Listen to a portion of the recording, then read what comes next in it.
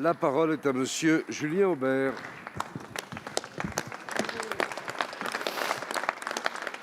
Merci, Monsieur le Président. Ma question s'adresse à Monsieur le Premier ministre.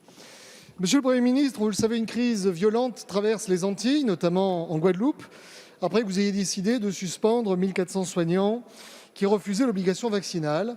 Je veux rendre hommage ici aux policiers, aux journalistes qui ont été pris pour cible dans cette révolte qui est devenue une rébellion.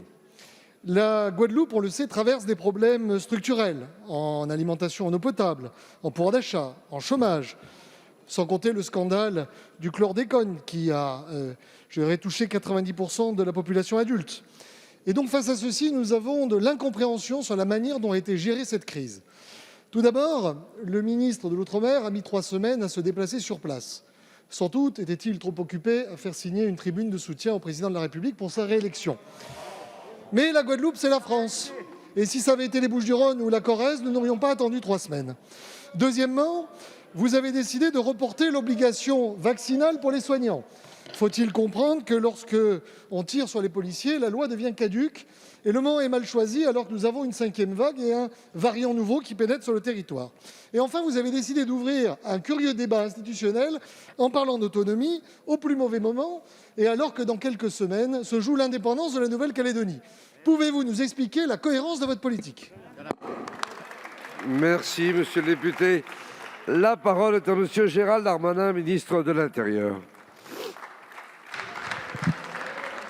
Monsieur le Président, Mesdames et Messieurs les députés, Monsieur le député Aubert, merci de remercier les policiers et les gendarmes, nombreux, courageux, présents, puisque la République a fait dépêcher à la demande du ministre des Outre-mer et du Premier ministre 5 UFM, l'escadron de gendarmerie aux Antilles, 5 escadrons à Martinique et 5 escadrons en Guadeloupe. L'ordre républicain est en grande partie rétabli puisqu'on est passé d'une 40aine de barrages à plus que quelques-uns. Ce travail est en ce moment même en train d'être terminé par la police et par la gendarmerie. Deuxièmement, monsieur le député, je trouve un peu étonnant que vous nous reprochiez un manque de fermeté lorsque le ministre de la Santé a eu le courage de suspendre plus de 1400 soignants qui n'ont pas fait cette vaccination. Et les revendications qui ont pu naître, indépendamment de votre question, étaient parfois de trouver une solution différenciée. Nous avons entendu les candidats à l'élection présidentielle dans le concours Lépine, parfois des propositions un peu bizarres et un peu loufoques. Il s'agissait notamment de considérer, d'une part, que les Guadeloupéens ne seraient pas capables, en tout cas moins bien que les Polynésiens, de pouvoir gérer un certain nombre de compétences, ça s'appelle l'autonomie, à ne pas confondre avec l'indépendance. Je sais que c'est 2 notions compliquées à comprendre, monsieur le député, mais qui sont assez différentes du sujet qui relève de la Nouvelle-Calédonie. Et je vous propose surtout de mettre en avant votre grande idée de décentralisation, puisque le groupe LR demande la décentralisation partout, manifestement, sauf en Outre-mer. Merci. Je vois que monsieur le ministre de l'Intérieur se félicite d'avoir établi l'ordre alors qu'on raquette les touristes 20 € pour circuler en Guadeloupe. Je vois que vous êtes assez mal informé. Nous faisons la différence entre l'autonomie et l'indépendance. Simplement, nous considérons qu'on ne négocie pas alors qu'on a un revolver sur la tempe.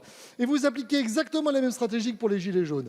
Au Parlement, on n'écoute personne. Ensuite, la répression. Vous lâchez du laisse budgétaire et vous terminez avec un grand bric-à-brac institutionnel. Encore de l'enfumage, encore du en même temps. Merci, monsieur le ministre. Monsieur le député, monsieur le ministre Lecornu a justement pas voulu discuter avec des représentants, je mets des guillemets, l'intersyndicale parce qu'il n'avait pas condamné les violences policières. L'entretien a duré 10 minutes, ce qui montre la fermeté de l'État. Et je vous propose peut-être pour les semaines prochaines, monsieur Aubert, je vous propose de mettre la même énergie pour attaquer monsieur Zemmour et madame Le Pen que vous en mettez pour attaquer le gouvernement. Je vous propose, monsieur Aubert, quand la vidéo absolument ignoble de monsieur Zemmour est diffusée, de ne pas courir les plateaux pour vous féliciter du futur travail que vous aurez avec lui, mais plutôt de rester dans l'arc républicain. Je pense qu'on retrouvera la famille gaulliste ainsi. Et...